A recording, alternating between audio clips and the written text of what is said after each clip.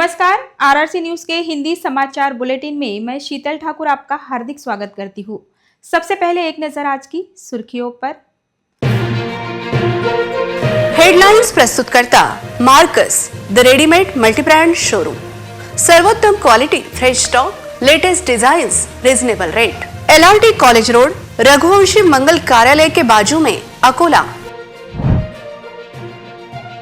सभी विधायकों का अपना मतदार संघ मजबूत करने का प्रयास। नगर पालिका चुनाव कार्यकर्ताओं से अधिक विद्यमान आमदारों के लिए महत्वपूर्ण। FDA के आशीर्वाद से शुरू बोगस पैथोलॉजी अब होगी बंद। उच्च न्यायालय में राज्य को रखना होगा अपना पक्ष।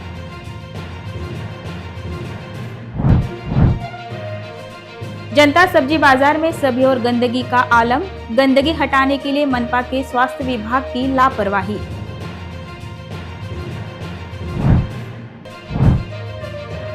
परीक्षा केंद्र पर देरी से पहुंचे छात्रों के आंखों में आंसू। देरी से पहुंचने के कारण छात्र नहीं दे पाए परीक्षा।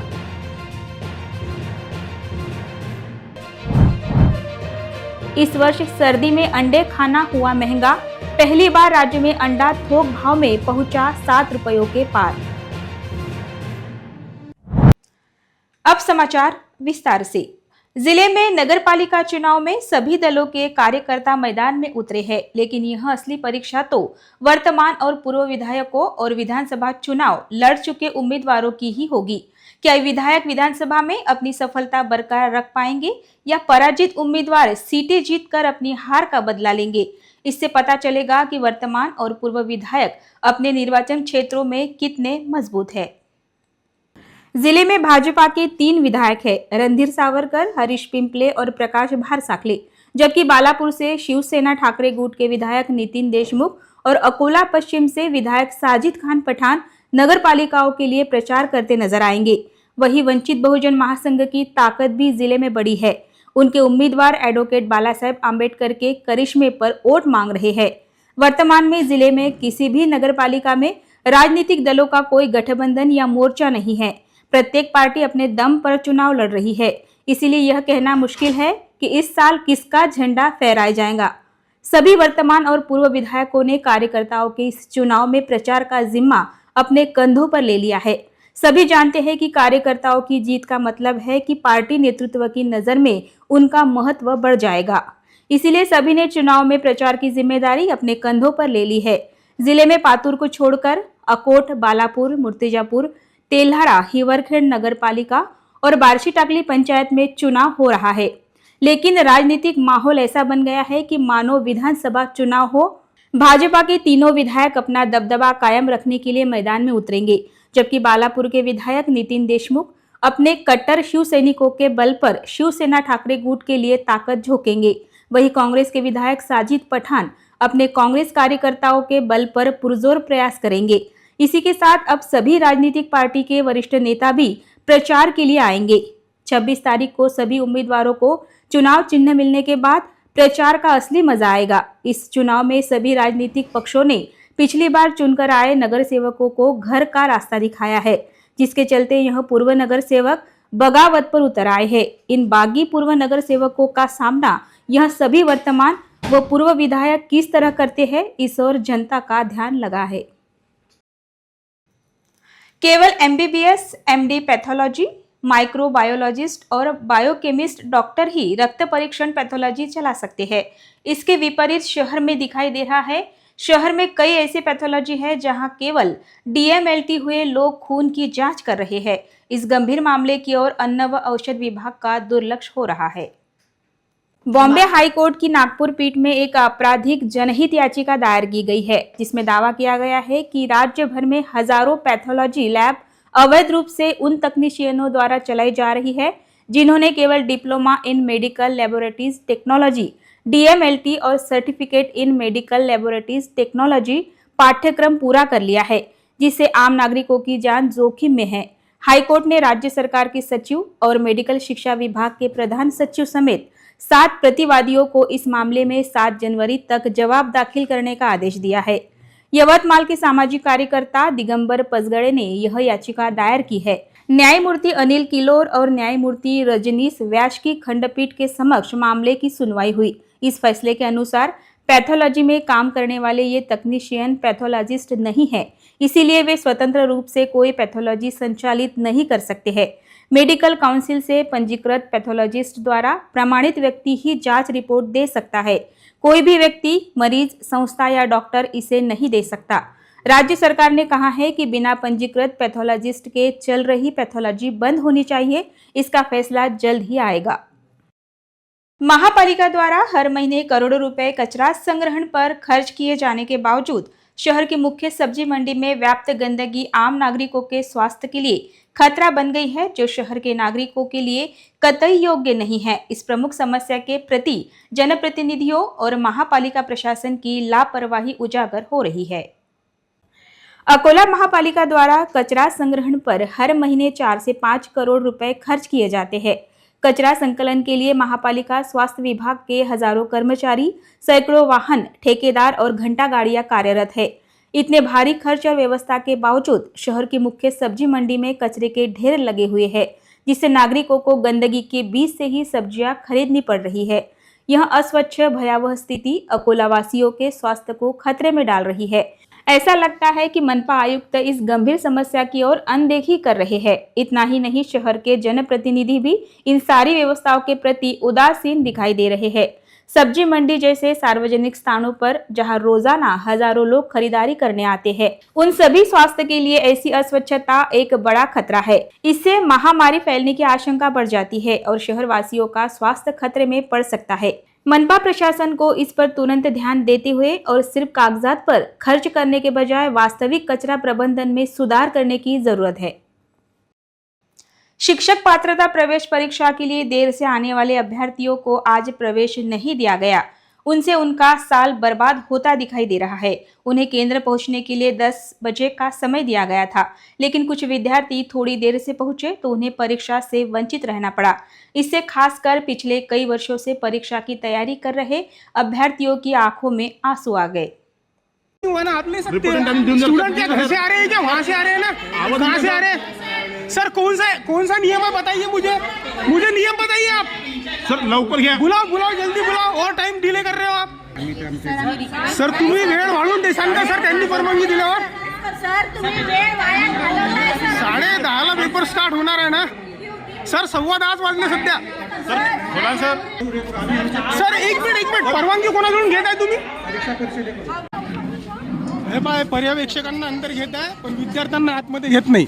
घंट्याला आला असताना अलाउड नाही. पेपरचा काय 10:30 टायमिंग आहे. आम्ही 12वीच्या विद्यार्थ्याला अर्धा घंटा लेट झाले तरी पण पेपर देतो. परीक्षा परिषद सांगते की नुकसान करायचं नाही विद्यार्थ्याचं. हे काय आहे? सगळी लूट आहे ना. तुम्ही अधिकारी असताना सुद्धा तुम्हाला अलाउड नाही. काय याचा अर्थ? तुम्हाला जे ऑब्जेक्शन आहे तुम्ही परीक्षा परिषदेला विचारा. परीक्षा परिषद नाही, डायरेक्ट कलेक्टर आम्ही स्ट्राईक करतो. त्याचं उत्तर तर द्या आम्हाला. आमच्या विद्यार्थ्यांची जी तक्रार आहे, ग्रीव्हन्स आहे, ते तर कंप्लीट करा. मी इथं 10 वाजून 10 मिनिटांनी आलेलो असून सुद्धा आम्हाला प्रवेश दिला नाही. का बरं दिला नाही प्रवेश? आज पूरे राज्य में शिक्षक पात्रता परीक्षा आयोजित की गई और अकोला में भी कई केंद्रों पर परीक्षा ली गई। परीक्षा देने आए कुछ छात्र 10 मिनट देर से पहुंचे, इसलिए खंडेलवाल ज्ञान मंदिर स्कूल के कर्मचारियों और अधिकारियों ने इन छात्रों को प्रवेश देने से इनकार कर दिया। इससे लगभग 50 छात्रों का भविष्य चौपट हो गया है। शिक्षक पात्रता परीक्षा के लिए सुबह 10:30 बजे परीक्षा का समय दिया गया था। परीक्षा केंद्र पर पहुंचने का समय सुबह 10 बजे था, लेकिन कुछ छात्र केंद्र पर 5 से 10 मिनट देरी से पहुंचे। छात्रों ने अधिकारियों से अनुरोध किया, लेकिन केंद्र पर उपस्थित अधिकारियों के आदेश से इन छात्रों को प्रवेश करने की अनुमति नहीं दी गई। हालांकि किसी भी छात्र को परीक्षा से वंचित नहीं किया जा सकता है। आखिरकार इन छात्रों को परीक्षा से अनुपस्थित रहने के कारण शैक्षणिक नुकसान हुआ है और सवाल यह उठ रहा है कि उसकी भरपाई कौन करेगा। यह देखते हुए परीक्षा से वंचित सभी छात्रों की परीक्षा फिर से लेने की मांग हो रही है। पण इथला स्टाफ एवढा स्ट्रिक्ट आहे की त्यांनी इथला स्टाफ एवढा लूज आहे की त्यांनी ती 10:10ला इथं आली, पण त्यांनी मला आत एंट्री येऊ दिली नाही. आणि जी मुलगी माझ्या अगोदर आलेली होती ती 10:05ला झाली होती, पण ती खाली बॅग ठेवत असताना तिला पण आत येऊ दिली नाही. ही परीक्षा कोणती आहे अशी? आमचे एवढे हजार रुपये आम्ही फी भरलेली आहे आणि त्यांनी पैसे तसेच वाया गमवले. या गोष्टीला काही अर्थ आहे का? मी इथं 10:10ला हजर होती आणि त्यांनी गेट पण सुद्धा उघडलं नाही आणि मला आतमध्ये पण नाही घेतलं. बरेच विद्यार्थी माझ्या आधी इथं हजर होते, त्यांना पण सुद्धा एंट्री दिली नाही आणि बऱ्याच जणांना खूप फोर्स केला की त्यांनी उघडा आम्हाला आतमध्ये, पण नाही दिली त्यांनी, कोणालाच एंट्री नाही दिली. आणि माझं मत आहे की ही एक्झाम डबल पुन्हा घेण्यात यावी. सर्व विद्यार्थी खूप नुकसान झालेलं आहे. एक्झामसाठी आली होती, परंतु ही यावेळेस परीक्षा दालनामध्ये सुद्धा आम्हाला प्रवेश दिला नाही आहे. त्यामुळे या परीक्षेची एकतर फी परत करा किंवा ही परीक्षा पुन्हा घेण्यात यावी अशी विनंती. TETचा पेपर भरला होता, फॉर्म भरला होता आणि माझा हे आय कार्ड आहे. माझा मित्र आहे तो नाशिकला आहे, इथे तो पण पेपरला ते न्यूज 10 लावणार वाजून 10 मिनिटांनी इथं आले होती, तरी मला या शाळेने एंट्री दिलेली नाही. हे माझे आय कार्ड आणि मी इथे बाहेरच थांबलेले आहे अजून सुद्धा. ओके, पेपर द्यायला आलो होतो. माझी परीक्षा फीस पूर्ण बुडाली आहे आणि या शाळेतल्या टीचरनी मला काहीच कॉपरेट केलं नाही. माझ्यासोबत हे स्टुडंट सुद्धा एंट्री दिली नाही, तिच्या समोरच्या दिली एंट्री. DED एक पेपरसाठी एक्झामसाठी इथे आलेली आहे, पण मी 10 वाजून 10 मिनिटांनी इथं हजर झाल्यानंतरही मला आतमध्ये एंट्री दिल्या गेली नाही. त्यामुळे माझं आता परीक्षा फी वाया गेली आणि मी जो काही वर्षभर अभ्यास केलेला तो पण वाया गेला.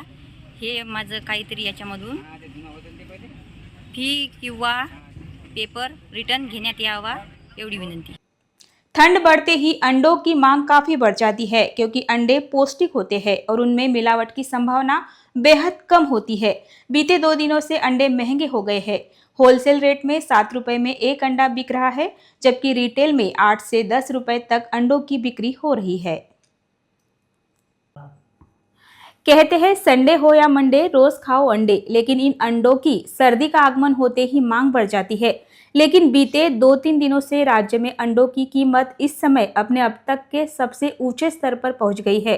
अकोला में थोक भाव में 7 रुपए से अंडा बिक रहा है, वही अंडों की गाड़ियों पर तथा खुदरा विक्रेताओं के पास 8 से 10 रुपए की कीमत से अंडा बिक रहा है।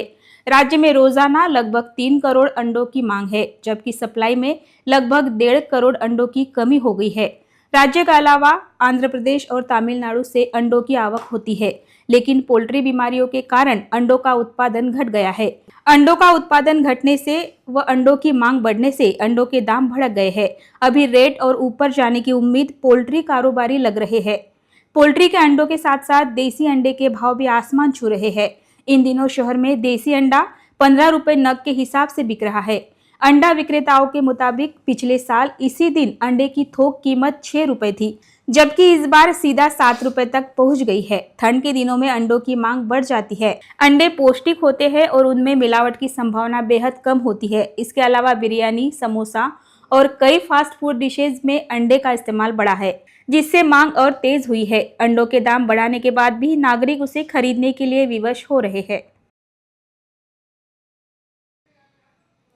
श्री संत गजानन महाराज के दर्शन हेतु डाबकी रोड निवासी कावड़ मित्र मंडल, आदर्श मित्र मंडल और बोक्या ग्रुप द्वारा रविवार 23 को अकोला से शेगांव पैदलवारी का आयोजन किया गया। इस पैदलवारी में हजारों श्रद्धालु शामिल हुए। गन गन गनात बोते का जयघोष कर यह पैदलवारी शेगांव रवाना हुई। रविवार सुबह संत गजानन महाराज के भक्तों के लिए अकोला शेगांव पैदलवारी का आयोजन किया गया। यह पैदलवारी डाबकी रोड स्थित प्रिया टावर से शुरू हुई। आयोजकों ने पदयात्रियों के लिए व्यापक व्यवस्था की थी। मेडिकल सुविधा, चाय, नाश्ता और भोजन की व्यवस्था की गई थी। इस धर्मार्थ पहल में स्थानीय लोगों ने सहयोग किया। आयोजकों ने अधिक से अधिक श्रद्धालुओं से भक्ति और अनुशासन के संगम से परिपूर्ण इस भव्य पैदल यात्रा में शामिल होने की अपील की थी। यात्रा में शामिल होने की इच्छुक श्रद्धालुओं ने पिछले 2-3 दिनों से Shri Ram Lahri builders and developers, Priya tower, Dabki road, Akola में पंजीकरण कराया था। भक्तिमय वातावरण में गणगण गणात बोते के जयघोष के बीच यह पैदलवारी शेगांव की ओर रवाना हुई।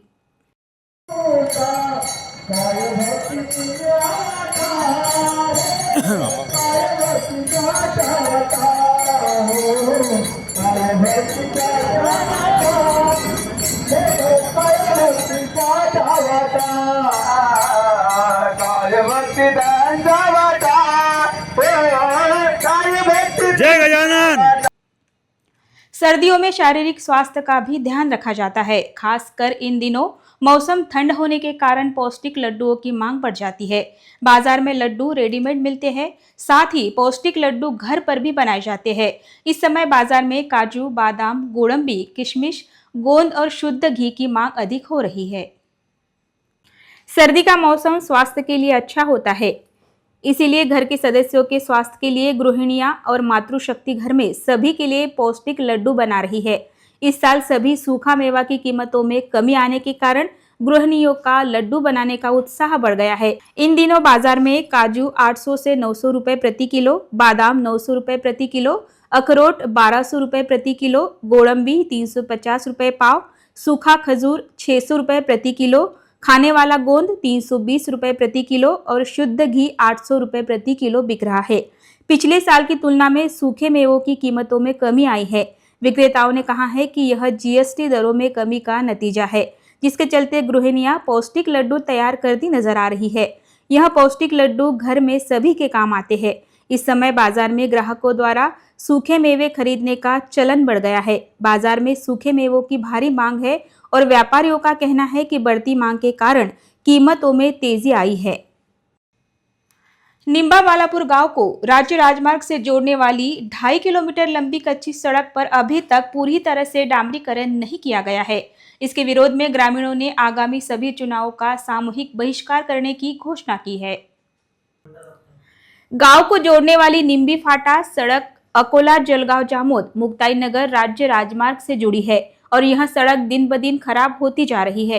ग्रामीणों के अनुसार जिला परिषद के अधिकार क्षेत्र में आने वाली इस सड़क की कई वर्षों से नियमित मरम्मत नहीं हुई है। उनका आरोप है कि विभिन्न स्तरों पर आंदोलन के बावजूद प्रशासन ने कोई ठोस कार्रवाई नहीं की है। बेमौसम बारिश ने सड़क पर चलना मुश्किल बना दिया था। किसान कृषि उपज का परिवहन भी नहीं कर पाए थे। मानसून के दौरान छात्र पूरे 1 महीने तक निम्बा से स्कूल नहीं जा पाए थे। ग्रामीणों ने कहा है कि गांव की स्थिति आदिवासी इलाकों से भी बदतर हो गई है। ग्रामीणों का कहना है कि प्रशासन के उदासीन और उपेक्षापूर्ण रवैये के कारण उन्हें यह कठोर निर्णय लेना पड़ रहा है। पूरे गांव ने सर्वसम्मति से प्रस्ताव पारित किया है कि जब तक पक्की सड़क नहीं बन जाती वे किसी भी चुनाव में मतदान नहीं करेंगे। निम्बा गांव के नागरिकों द्वारा दिए गए एक बयान में अनुरोध किया गया है कि प्रशासन इस मुद्दे पर सहानुभूतिपूर्वक और तत्काल विचार करके इसका समाधान करे। महाराष्ट्र राज्य परीक्षा परिषद द्वारा आयोजित महाराष्ट्र शिक्षक पात्रता परीक्षा आज आयोजित की गई। महानगर में कुल 20 परीक्षा केंद्र निर्धारित किए गए थे। परीक्षा के दौरान किसी प्रकार की गड़बड़ी नहीं हुई। शिक्षक पात्रता परीक्षा में सुबह और दोपहर के सत्रों में परीक्षा आयोजित की गई। 14 केंद्रों पर परीक्षा का आयोजन किया गया। 4200 अभ्यर्थी तथा 2 पेपर के लिए कुल 20 केंद्र निर्धारित किए गए थे। कुल 9794 अभ्यर्थी परीक्षा में शामिल हुए। शिक्षक पात्रता परीक्षा के लिए पंजीकृत 9794 अभ्यर्थियों में से 159 अभ्यर्थी दिव्यांग है और उन्हें नियमानुसार छूट दी गई है।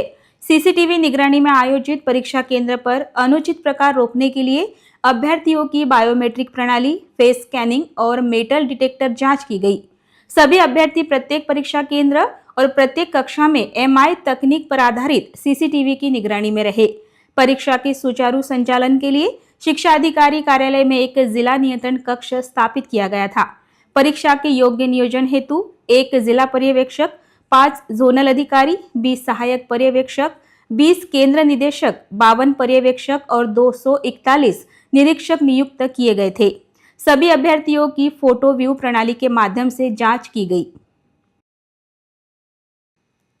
अंत में एक नजर आज की सुर्खियों पर। हेडलाइंस प्रस्तुत करता Marcus the readymade multibrand showroom. सर्वोत्तम quality, fresh stock, latest designs, reasonable rate. LRT college road, Raghuvanshi Mangal Karyalay के बाजू में, अकोला। सभी विधायकों का अपना मतदार संघ मजबूत करने का प्रयास। नगर पालिका चुनाव कार्यकर्ताओं से अधिक विद्यमान आमदारों के लिए महत्वपूर्ण। FDA के आशीर्वाद से शुरू बोगस पैथोलॉजी अब होगी बंद। उच्च न्यायालय में राज्य को रखना होगा अपना पक्ष।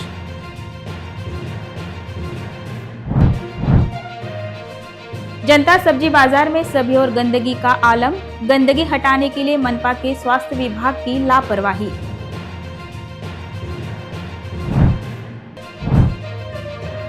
परीक्षा केंद्र पर देरी से पहुंचे छात्रों के आंखों में आंसू, देरी से पहुंचने के कारण छात्र नहीं दे पाए परीक्षा।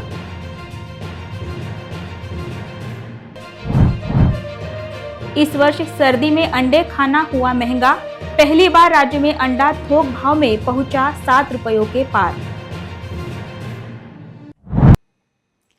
समाचार के लिए देखते रहिए आरआरसी न्यूज। जिन दर्शकों ने अभी तक आरआरसी का यूट्यूब चैनल सब्सक्राइब नहीं किया, उन्होंने वह सब्सक्राइब करना चाहिए। फिर मिलते हैं शहर की ताजा जानकारी और महत्वपूर्ण घटनाओं के साथ। नमस्कार।